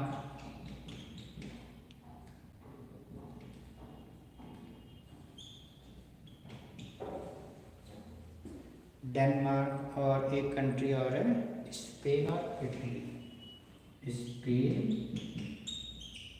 Italy.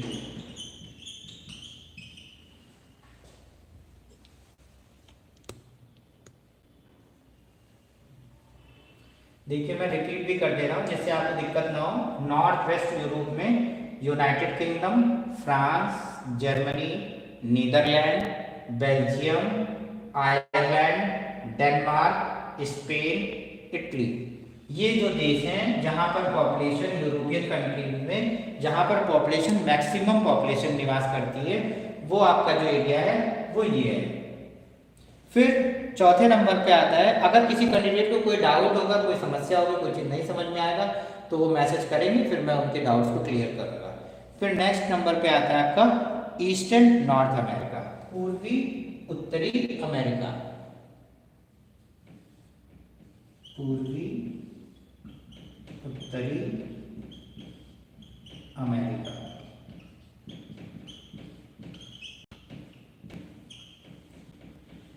कौन रह रहा है? तो जाहिर सी बात है कि पूर्वी उत्तरी अमेरिका तो यानी, तो अब यहाँ पर आ गया जनसंख्या। विश्व में जनसंख्या, विश्व में जनसंख्या वितरण। वर्ल्ड में जो पॉपुलेशन डेंसिटी, पॉपुलेशन डिस्ट्रीब्यूशन है, विश्व में जो जनसंख्या का वितरण है, अगर हम लोग उस पर स्टडी करते हैं तो हम लोग सबसे पहले इस चीज़ों को देखते हैं कि पूरे वर्ल्ड में कहाँ कहाँ पर जनसंख्या का फैलाव ज़्यादा है। तो हम जब पूरे वर्ल्ड की स्टडी की तो सबसे अधिक जनसंख्या हमारी कहाँ निवास करती है पूरे इंडिया में? ईस्टर्न एशिया में, यानी पूर्वी एशिया। पूर्वी एशिया में सबसे अधिक पॉपुलेशन है। और पूर्वी एशिया में कहाँ है? जापान में है, चाइना में है, साउथ कोरिया में, ताइवान। ये मेजर कंट्रीज हैं ईस्टर्न एशिया के, जहाँ पर सबसे अधिक जो है पॉपुलेशन फैली हुई है। सेकंड नंबर पे आता है साउथ एशिया, दक्षिण एशिया। दक्षिण एशिया के देश कौन कौन से देश हैं? तो साउथ एशिया में आपका आता है इंडिया है, पाकिस्तान है, बांग्लादेश है, श्रीलंका है और नेपाल है। ये साउथ एशिया के देश हैं। फिर आता है north west Europe. North west Europe की जब बात करते हैं, उत्तर पश्चिम यूरोप में कौन कौन से देश हैं? तो उत्तर पश्चिम यूरोप में यूनाइटेड किंगडम है, फ्रांस है, जर्मनी है, नीदरलैंड है, बेल्जियम है, आयरलैंड है, डेनमार्क है, स्पेन है, इटली है। तो ये कंट्रीज मैं एक बार फिर से रिपीट कर दे रहा हूँ, इसलिए क्योंकि कोई स्टूडेंट अगर लिख रहा है तो उसका छूट रहा है, तो वो एक बार फिर से लिख लेगा। United Kingdom, France, Germany, Netherland, Belgium, Ireland, Denmark, Spain, Italy. तो ये कंट्रीज। फिर आता है ईस्टर्न नॉर्थ अमेरिका, पूर्वी नॉर्थ अमेरिका। तो ये 4 प्रमुख हैं पूरे विश्व में जहां पर जनसंख्या का फैलाव सबसे ज्यादा देखा जाता है और सबसे ज्यादा होता है। तो अब आपको समझ में आ गया होगा। अब सवाल ये उठता है कि जनसंख्या का सबसे कम फैलाव कहाँ है, क्योंकि अब इनके बारे में अगर आपको लिखना होगा तो आप बड़े आसानी से अच्छे से इसको प्रेजेंट कर सकते हो, मैप पर दिखा सकते हो और इसको लिख भी सकते हो। तो ठीक है, आप सभी को समझ में आ गया? All candidates okay? अब इसमें किसी को कोई डाउट नहीं है ना? चलिए,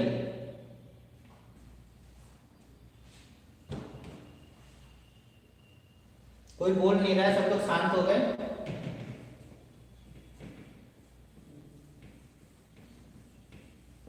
समझ में आ गया सभी लोगों को?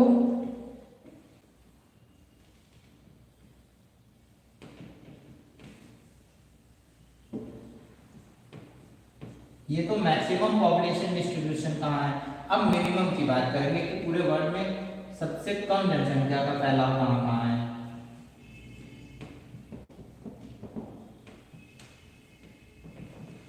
जब सबसे कम जनसंख्या के फैलाव की बात की जाती है तो 4 एरियाज हम लोग सेलेक्ट करते हैं पूरे वर्ल्ड में, जिसमें पहला आता है मरुस्थल।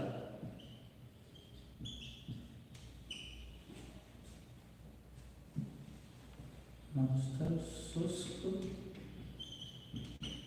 व अर्ध शुष्क।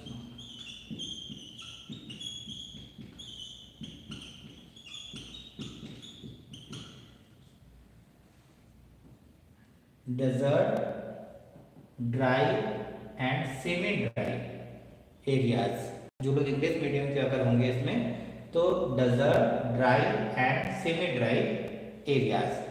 फिर आता है ध्रुवीय क्षेत्र, पोलर एरियाज। ध्रुवीय क्षेत्र यानी पोलर एरियाज। पोलर एरिया का मतलब हो गया कि जैसे हमने कहा टुंड्रा और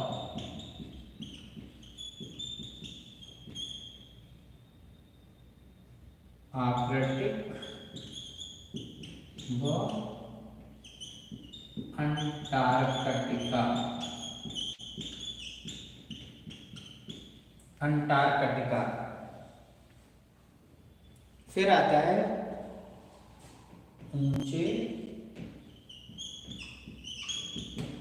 व ऊबड़ खाबड़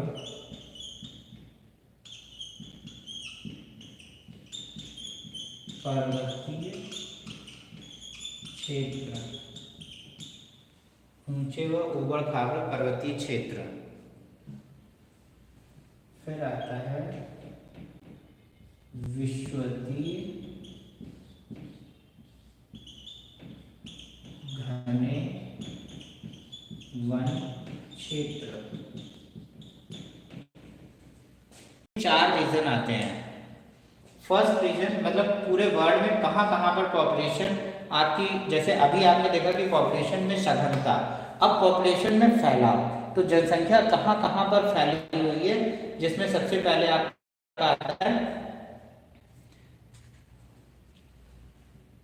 मरुस्थल जो डेजर्ट एरिया, जैसे पूरे वर्ल्ड में अगर हम डेजर्ट की बात करते हैं, जैसे Sahara desert, Sonoran desert, Mozambique desert, Atacama desert, Sahara desert, आपका थार डेजर्ट, गोबी डेजर्ट, तो जितने भी डेजर्ट एरियाज हैं वहाँ पर पॉपुलेशन कम पाई जाती है।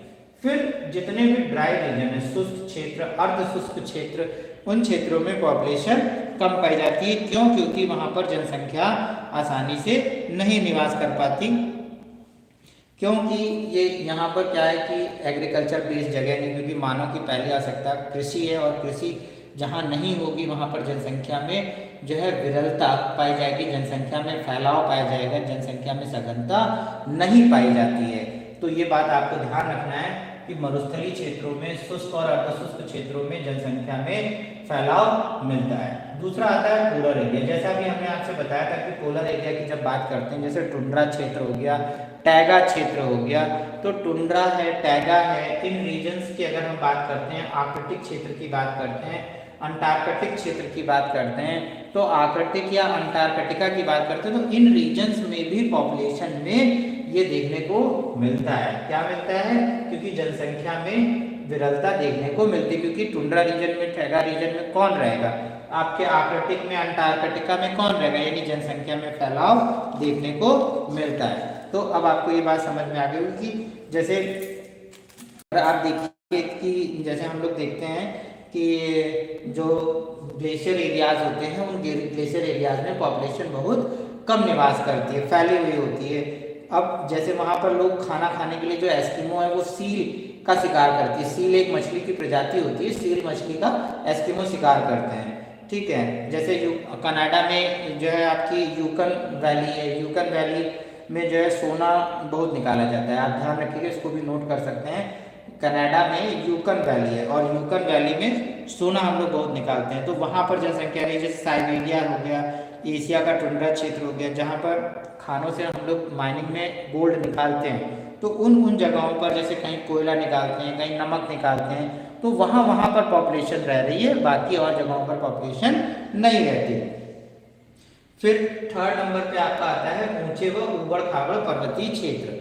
तो ऊंचे और ऊबड़ खाबड़ पर्वतीय क्षेत्र का मतलब हो गया कि जिन जगहों पर जैसे हिमालय हो गया, जैसे रॉकीज हो गए, एंडीज हो गए, यूराल हो गया, तो इन पर्वतीय क्षेत्रों में जनसंख्या जो है क्या होगी, वास्तव में कम होगी, क्योंकि जनसंख्या जितना पर्वतों में ऊंचाई अधिक होगी वहाँ पर जनसंख्या उतनी ही कम पाई जाएगी। क्यों कम पाई जाएगी? क्योंकि वहाँ पर टफ एरियाज होंगे, टफ चीज़ें होंगी, चीज़ें आसानी से नहीं हो सकती, जैसे स्कॉटलैंड हो गया, वेल्स हो गया, नॉर्वे हो गया, आपका ग्रीनलैंड हो गया, इसके अलावा जैसे पेरू है, बोलीविया है, इन सब जगहों पर आपको जनसंख्या सबसे कम मिलेगी। फिर नेक्स्ट, जैसे हमने आपसे कहा कि विषुवतीय घने वन क्षेत्र। विषुवतीय घने वन क्षेत्र का मतलब होता है कि जैसे इक्वेटोरियल क्लाइमेट, इक्वेटोरियल क्लाइमेट का मतलब हो गया ट्रॉपिकल। अब यहाँ पर क्या है कि विषुवतीय घने वन क्षेत्र, यहाँ पर क्या होता है कि ट्रॉपिकल रेन फॉरेस्ट पाए जाते हैं, क्योंकि उष्णकटिबंधीय क्षेत्र होता है,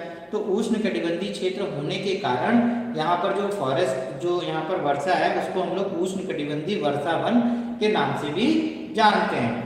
तो अब यहाँ पर होता क्या कि वर्षा और आर्द्रता की अधिकता रहती है, क्योंकि हैवी रेन होती है, ह्यूमिडिटी अधिक होती है, तो होता यह है कि महीने भर में, मतलब एक महीने में मैक्सिमम तापमान 30 डिग्री सेल्सियस से भी अधिक चला जाता है। तो जब 30 डिग्री से भी अधिक हो जाता है, तो यानी यहाँ पर क्या है कि जैसे अमेजन बेसिन हो गया, कॉन्गो बेसिन हो गया, आपका जावा बेसिन हो गया, आपका साउथ ईस्ट एशिया के आइलैंड्स कंट्रीज हो गए, इन जगहों पर जो है घने सदाबहार वृक्ष पाए जाते हैं। तो इन घने सदाबहार वृक्षों की जो विशेषता है, जिसकी वजह से यहाँ पर जो है पशुचारण बहुत होता है। अब पशुचारण बहुत होता है तो इसका मतलब हो गया कि यहाँ पर फॉरेस्ट ज़्यादा होगा, यानी उष्णकटिबंधीय वर्षा वनों में वन प्रदेशों का तो भविष्य बहुत है, लेकिन फॉरेस्ट का डेवलपमेंट बहुत है, उसका फ्यूचर बहुत है, लेकिन अगर हम कहें कि मानव का विकास है, मानव का भविष्य, वो नहीं हो सकता, क्योंकि जरूरी नहीं कि जहाँ पर जैव विविधता ज़्यादा हो वहाँ पर मानव भी ज़्यादा हो। तो ये वजह है, तो जिसकी वजह से यहाँ पर भी विषुवतीय घने वन क्षेत्रों में भी जनसंख्या का फैलाव कम पाया जाता है। तो अब आपके दिमाग में एक बात आ जानी चाहिए कि जो मरुस्थलीय शुष्क और अर्ध शुष्क क्षेत्र है उन जगहों पर ध्रुवीय क्षेत्रों में, ऊंचे और उबड़ खाबड़ पर्वतीय क्षेत्रों में और इक्वेटोरियल फॉरेस्ट रीजन्स में इन जगहों पर जनसंख्या सबसे कम मिलती है। ठीक, तो अब आपके दिमाग में ये बात आ गई होगी, अब आसानी से आप चीज़ों को समझ गए होंगे। चलिए अब नेक्स्ट चर्चा करते हैं, नेक्स्ट टॉपिक पे आते हैं।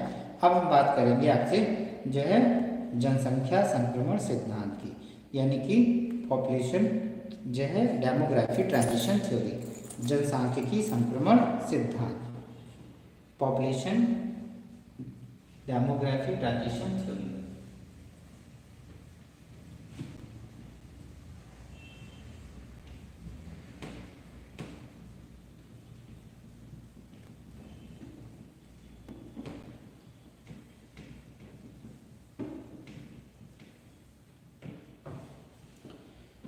जनसांख्यिकी संक्रमण सिद्धांत, पॉपुलेशन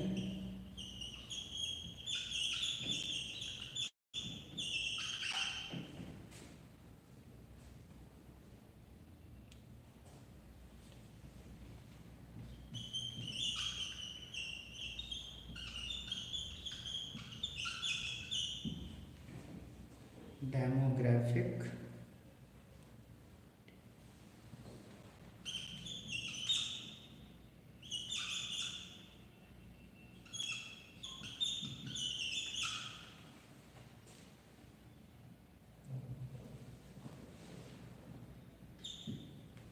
ट्रांजिशन थ्योरी। ठीक, तो अब जनसांख्यिकी संक्रमण सिद्धांत पर चर्चा शुरू करते हैं। जनसांख्यिकी संक्रमण सिद्धांत क्या है? ठीक, जनसांख्यिकी संक्रमण सिद्धांत क्या है, आइए इसके बारे में समझते हैं। जनसांख्यिकी संक्रमण सिद्धांत का प्रतिपादन किसने किया था? सबसे पहले बात करते हैं W.M. थॉम्पसन।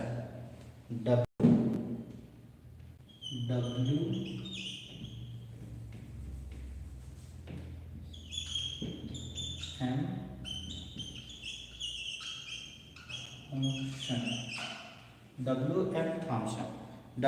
थॉम्पसन ने 1929 में सबसे पहले डेमोग्राफिक ट्रांजिशन थ्योरी के बारे में बताया। ठीक, सबसे पहले मतलब अगर हम सिद्धांत की बात करेंगे, जनसंख्या संक्रमण सिद्धांत सबसे पहले कौन लाया, इसकी हिस्ट्री कहाँ से शुरू होती है, तो W.M. थॉम्पसन ने 1929 में ये थ्योरी दिया। अब सवाल ये उठता है कि इसके बाद फिर आते हैं Frank W. नोएस्टीन।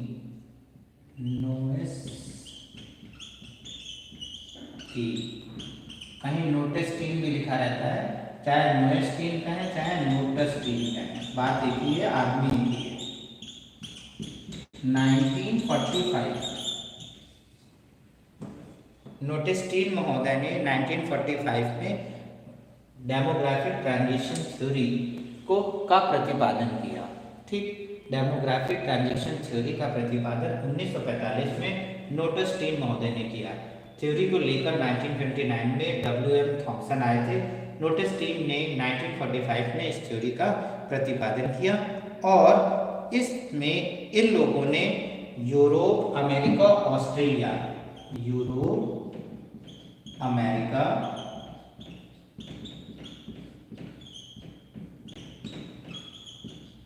Australia, Europe, America, Australia, इन तीन कंट्रियों का अध्ययन किया और इन्हीं के अनुभव के आधार पर, क्योंकि इनमें प्रजनन और मृत्यु दर दो चीजें, प्रजनन व मृत्यु दर, प्रजनन व मृत्यु दर के आधार पर, क्योंकि जो पॉपुलेशन डेमोग्राफिक ट्रांजिशन थ्योरी है ये W.M. थॉम्पसन ने 1929 में दिया, नोटेस्टीन ने 1945 में इसका प्रतिपादन किया, यूरोप, अमेरिका और ऑस्ट्रेलिया, इन तीन कॉन्टिनेंट्स को इसने लिया और वहां के बर्थ रेट और डेथ रेट पर स्टडी किया। तो बर्थ रेट और डेथ रेट पर स्टडी करने के बाद इन लोगों ने इस पर अपने विचार व्यक्त किए। तो आप जब भी अपने आंसर राइटिंग में लिखेंगे तो आप इसको बहुत वे ऑफ सिस्टम से ऐसे लिख सकते हैं। इसलिए मैं आपको बार बार समझाने का प्रयास कर रहा हूँ, क्योंकि जब आप इसको ऐसे लिखोगे तो आपको मार्क्स अच्छे मिलेंगे।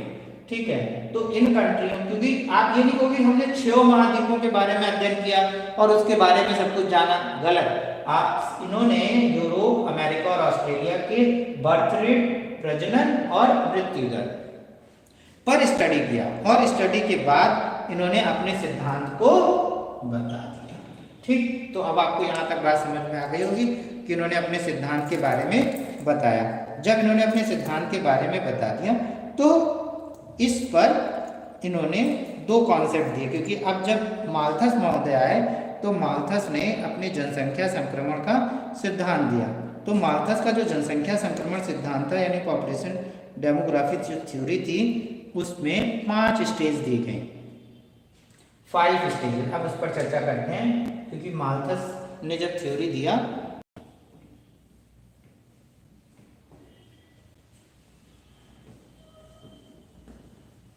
और यहाँ से पेपर में क्वेश्चन बहुत आता है कि फर्स्ट स्टेज क्या थी, सेकंड स्टेज क्या थी, थर्ड स्टेज क्या थी। तो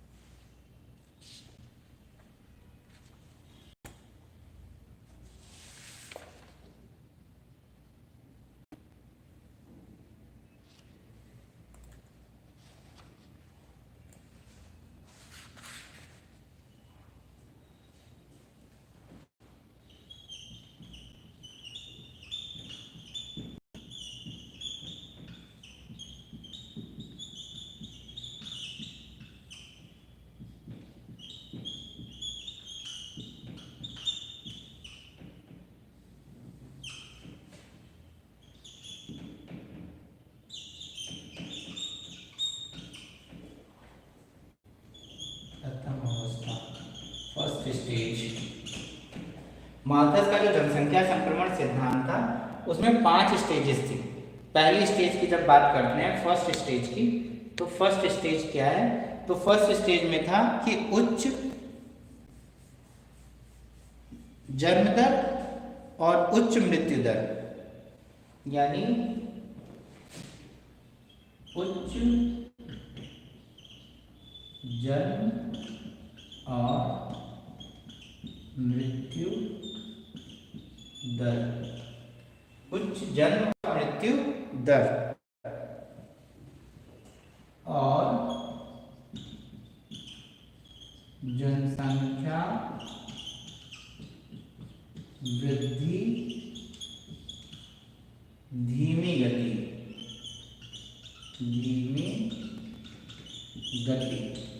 बात समझिएगा, अब समझते चलिए। देखिए फर्स्ट स्टेज, जैसे अभी हमने आपसे शुरू में बताया ना कि जो फर्स्ट स्टेज थी, हाई बर्थ रेट हो रहा था और हाई डेथ रेट हो रहा था। तो हाई बर्थ रेट भी था और हाई डेथ रेट भी था, लेकिन जनसंख्या वृद्धि धीमी गति से हो रही थी। ठीक, तो अब समझ गए होंगे आप कि high birth rate, high death rate और पॉपुलेशन ग्रोथ स्लो मोशन। ठीक, तो जनसंख्या वृद्धि धीमी गति से हो रही है। बात समझ में आ गई? ठीक, चलिए अब समझते हैं। तो फर्स्ट स्टेज में क्या हुआ? उच्च जन्म दर और उच्च मृत्यु दर और पॉपुलेशन ग्रोथ स्लो मोशन, धीमी गति। फिर सेकंड आया द्वितीय अवस्था।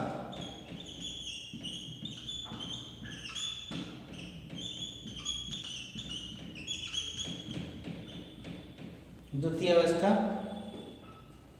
उच्च जन्म दर, उच्च जन्म और गिरती मृत्यु दर और गिरती मृत्यु दर और तीव्र जनसंख्या वृद्धि। ठीक, तो यानी कि जो सेकेंड स्टेज थी वहां पर क्या हुआ कि जन्म दर तो हाई रही लेकिन मृत्यु दर गिरने लगी। ठीक, बात समझिएगा, जन्म दर तो हाई रही लेकिन मृत्यु दर गिरने लगी और उसका इम्पैक्ट क्या पड़ा कि हाई पॉपुलेशन ग्रोथ यानी कि तेजी से जनसंख्या में वृद्धि शुरू हुई। क्यों? क्योंकि हमने आपसे बताया था ना कि एग्रीकल्चर होने लगी और जब कृषि शुरू हो गई तो लोगों में फिर ये सोचना ही नहीं था कि खाना कहाँ से आएगा। भाई जब खाने की चिंता तब तो जनसंख्या कम करेंगे। जैसे वर्तमान में हम दो हमारा एक, पहले था हम दो हमारे पाँच, तो आने वाले समय में आपको पता ही है कि क्या स्थिति आने वाली है, हम दो हमारा कोई नहीं। ठीक, तो उच्च जन्म दर, क्योंकि पहले शादी की उम्र 18 और 21 थी, अब 21 वर्ष है। तो और जो स्टेजेस हैं उसके आधार पर अब 30 प्लस मैरिज हो रही है, तो चीज़ें ऑलरेडी ऐसे चेंज होती जा रही हैं, तो सब चीज़ें शिफ्ट होती जा रही हैं। तो उच्च जन्म दर और गिरती मृत्यु दर। ठीक, फिर थर्ड स्टेज है, थर्ड स्टेज तीसरी अवस्था।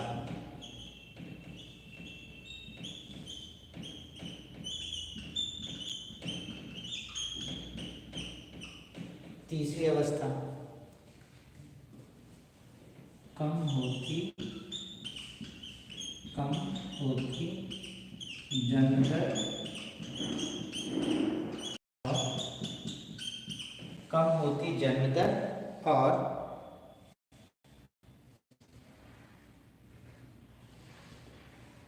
न्यून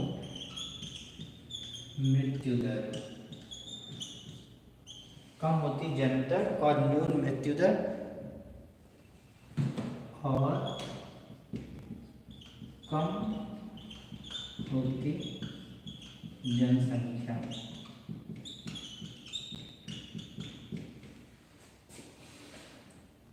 मतलब जन्म दर भी कम हो रही है, जन्म दर कम हो रही है, जब जन्म दर कम होगी तो जाहिर सी बात है कि मृत्यु दर कम हो जाएगी। मतलब बहुत सिंपल सी बात है कि अगर जन्म दर कम हो रही है तो मृत्यु दर स्वाभाविक सी बात है कि कम हो जाएगी। तो जन्म दर कम और न्यून मृत्यु दर और जनसंख्या कम होती, यानी कि जन्म दर कम हो रही है, न्यून मृत्यु दर है और जनसंख्या भी कम होती है। ठीक, फिर चौथी स्टेज क्या आई? निम्न जन्म दर और मृत्यु दर।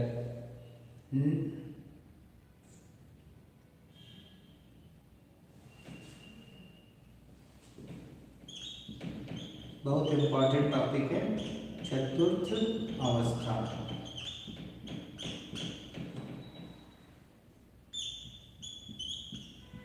निम्न जन्म दर और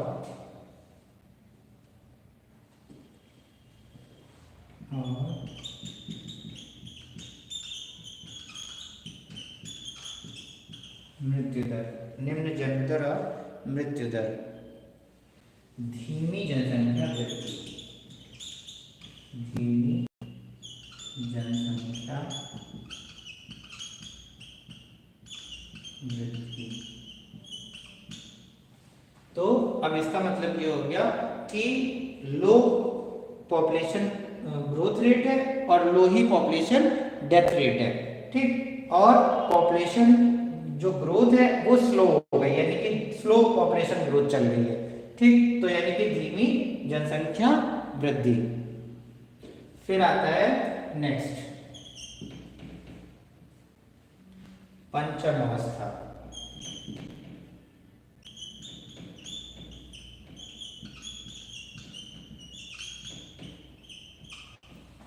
पंचम अवस्था, पंचम अवस्था क्या है?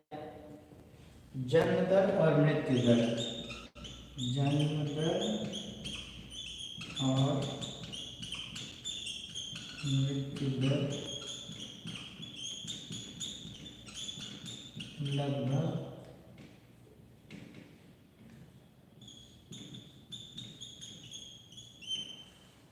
बराबर, जिसका किसी समय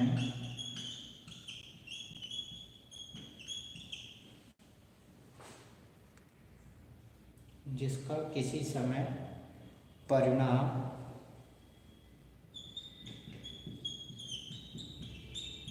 शून्य होगा।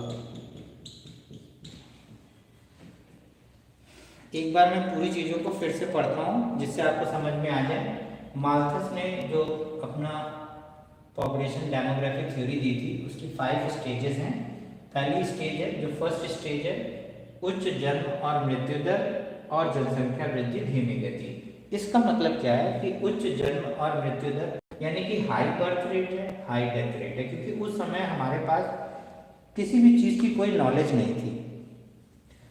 मानव धरती पे आया, जिस गति से आ रहा था उसी गति से जा रहा था, यानी कि हेल्थ, नॉलेज, चीज़ों के बारे में ज्ञान होना, ये सब नहीं था। तो इसलिए जन्म दर भी तेजी से हो रही थी और मृत्यु दर भी। और जनसंख्या एक्चुअली में क्या हुआ कि जितनी तेजी से जन्म हो रहा था उतनी तेजी से मृत्यु भी हो रही थी। इस वजह से जनसंख्या वृद्धि स्लो थी। बात समझिए, अगर या तो जन्म होती मृत्यु ना हो तो बढ़े, तो जन्म तो हो रहा था मृत्यु भी हो रही थी, इसलिए जनसंख्या वृद्धि धीमी गति से थी। फिर second stage I. Second stage में क्या हुआ, हाई बर्थ रेट और लो डेथ रेट, यानी कि उच्च जन्म और गिरती मृत्यु दर, मतलब मृत्यु दर में धीरे धीरे कमी आने लगी। क्यों? और फिर आगे लिखा है कि तीव्र जनसंख्या वृद्धि, यानी उच्च जन्म और गिरती मृत्यु दर और तीव्र जनसंख्या वृद्धि, यानी तीव्र जनसंख्या वृद्धि का मतलब हो गया क्योंकि उस समय सेकंड स्टेज में क्या हुआ कि डेवलपमेंट हो गया, यानी कि कृषि का विकास हो गया। कृषि का विकास हो गया, सबको खाना पीना मिलने लगा, अनाज उत्पादन होने लगा, लोग डेवलपमेंट करने लगे, और उस डेवलपमेंट का नतीजा ये हुआ कि जनसंख्या ने तेजी पकड़ लिया। तो यानी गेहूं चावल खा के जनसंख्या बढ़ना शुरू हो गई, तो हाई बर्थ रेट हो गई और डेथ रेट जो है गिरने लगी और जो है जनसंख्या ग्रोथ होने लगी। अब थर्ड स्टेज है। थर्ड स्टेज में क्या हुआ, कम होती जन्म दर, यानी कि जन्म दर कम होती जा रही है धीरे धीरे, क्योंकि पहले 3 से 4 बच्चे होते थे, फिर 2 से 3 बच्चे हुए, फिर अब क्या हुआ 1 बच्चा, 1 से 2, 1 या 2। और आपने देखा भी है कि इंडियन गवर्नमेंट ने पॉलिसी भी लॉन्च कर दी कि जगह कहते हैं 2 से अधिक बच्चे नहीं होने चाहिए, इस पे कानून भी बन गया है। तो कम होती जन्म दर और न्यून मृत्यु दर, यानी कि जब जाहिर सी बात है जब जन्म दर कम हो जाएगी तो मृत्यु दर तो स्वाभाविक सी बात है कम हो जाएगी, तो न्यून मृत्यु दर हो गई। अब कम होती जनसंख्या, यानी इसका प्रभाव क्या पड़ा कि जनसंख्या कम हो गई। फिर आती है फोर्थ स्टेज, चौथी स्टेज। फोर्थ स्टेज में क्या हुआ, फोर्थ स्टेज में low birth rate and low death rate, यानी जन्म दर भी कम, निम्न और मृत्यु दर भी कम, मतलब जन्म दर भी कम हो रही है और मृत्यु दर भी कम हो रही है और धीमी जनसंख्या वृद्धि है। अब जनसंख्या का जो स्पीड से बढ़ना था वो कम होता जा रहा है, यानी कि पॉपुलेशन की जो ग्रोथ थी वो धीरे धीरे कम होती जा रही है, यानी कि पॉपुलेशन जो जिस गति से बढ़ रही थी वो सब स्लो हो गई। फिर आ गया पांचवी अवस्था। पांचवी अवस्था क्या है, क्योंकि अभी लगातार अभी एक जो सर्वे रिपोर्ट आई थी, अगर आपने न्यूज़ देखा होगा तो वो ये कह रहे हैं कि आने वाले समय में ऐसा होगा कि बहुत से ऐसे देश हैं जहां पर वर्ल्ड में जहां पर जनसंख्या एकदम खत्म हो जाएगी। यानी आप ये सोचिए कि जब हमारे यहाँ 1960 से 1980 के बीच में जो भी जनसंख्या में मतलब उस समय 3 से 4 बच्चे होते थे, तो आज जनसंख्या इतनी थी। जब आज ये कंडीशन है कि हमारे यहाँ जो है हस्बैंड वाइफ और 1 बच्चा 2 बच्चे, तो आने वाले आगे के 20 साल बाद जब हम देखेंगे तो पॉपुलेशन नील हो जाएगी, यानी कि जनसंख्या खत्म हो जाएगी। और ये कंडीशन आपको देखने को मिलेगा जब ये फिफ्थ स्टेज आएगी, जिसमें लिखा है कि जन्म दर और मृत्यु दर लगभग बराबर, यानी एक बच्चा या तो नहीं है बच्चा, जैसे वर्ल्ड की बहुत सी ऐसी कंट्रीज हैं जहां पर हस्बैंड वाइफ है लेकिन चाइल्ड नहीं है, तो ये देखने को मिलेगा कि बर्थ रेट और डेथ रेट दोनों इक्विवेलेंट हो जाएंगी, और मतलब जो आया वो चला भी गया, तो प्लस माइनस बराबर 0। तो यानी जिसका जो हमने लिखा ना कि जिसका किसी भी समय परिणाम शून्य होगा, यानी कि आने वाले समय में ऐसा भी हो सकता है कि जनसंख्या एकदम ये अभी नहीं, आज से 50 साल बाद 50 ईयर आफ्टर ऐसा आपको देखने को मिलेगा। आज नहीं देखने को मिलेगा, 50 ईयर आफ्टर मिलेगा। तो माल्थस ने अपने, और अगर हम आपसे ये पूछे कि इस समय कौन सी स्टेज चल रही है, बताइए भाई। माल्थस के जनसंख्या संक्रमण सिद्धांत के अनुसार इस समय हम लोग किस स्टेज में हैं? देखते हैं कितने लोग सही बताते हैं। मैसेज करो भाई जल्दी से। कौन सी स्टेज चल रही है इस समय माल्थस के जनसंख्या संक्रमण सिद्धांत के अनुसार? हम लोग किस स्टेज में हैं? पांचों स्टेज आपके सामने लिखी हुई है, हम लोग किस स्टेज में हैं? चलिए जल्दी मैसेज करिए, हम लोग किस स्टेज में हैं? कुछ कर नहीं रहा, सब लोग कहाँ चले गए?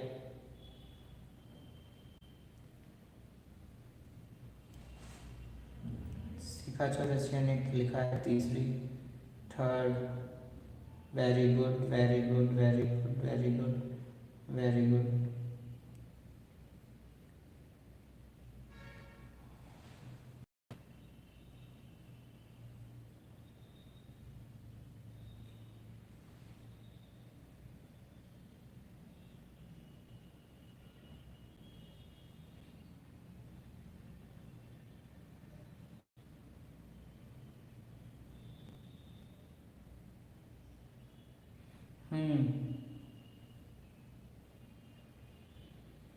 तीसरी और चौथी स्टेज में अंतर स्पष्ट नहीं हो रहा है। देखिए तीसरी में कह रहा है कि कम होती जन्म दर और न्यून मृत्यु दर, यानी इसका मतलब सिर्फ इतना है कि तीसरी अवस्था में जन्म दर में कमी आ रही है। बात समझिएगा, तीसरी स्टेज में जन्म दर में कमी आ रही है और मृत्यु दर लो होती जा रही है। जैसे आप देख रहे हैं कि हम लोग इस समय तीसरी अवस्था में हैं, ठीक, ये ध्यान रखिए क्योंकि कई बार पेपर में क्वेश्चन आता है, तो आपको याद रखना है कि ये तीसरी अवस्था, क्योंकि जन्म दर में कमी आ रही है, ये चीज आप वर्तमान में देख रहे हो कि जन्म दर में कमी आ रही है और मृत्यु दर भी स्लो होती जा रही है, कम होती जा रही है। तो इसका प्रभाव ये है कि जनसंख्या कम हो रही है। ठीक उसी तरीके से जो फोर्थ स्टेज है उसमें क्या है कि निम्न जन्म दर और निम्न मृत्यु दर, यानी कि लो बर्थ रेट और लो डेथ रेट। मतलब लो का मतलब है कि मतलब हुआ तो हुआ, नहीं हुआ तो कोई बात नहीं, ये मतलब है, क्योंकि धीमी जनसंख्या वृद्धि है, स्लो पॉपुलेशन ग्रोथ है। यहां लिखा है कि हम जन्म दर कम हो रही है, लेकिन बर्थ रेट स्लो मोशन में चल रहा है और यहाँ पे low birth rate death rate है। तो ये मतलब है, यानी तीसरी अवस्था थर्ड स्टेज। तो अब आपको समझ में आ गया होगा। तो इतनी चीजें यहाँ पे इंपॉर्टेंट थी। अब हम लोग नेक्स्ट क्लास में बात करेंगे, अगली क्लास में के बारे में आपसे चर्चा करेंगे। पॉपुलेशन पिरामिड क्या है, इसकी स्टार्टिंग कैसे हुई, इसमें हम किन किन चीज़ों को पढ़ते हैं, इस पर चर्चा हम लोग करेंगे नेक्स्ट क्लास में। आज की क्लास यहीं तक। आप सभी का दिन मंगलमय हो। धन्यवाद।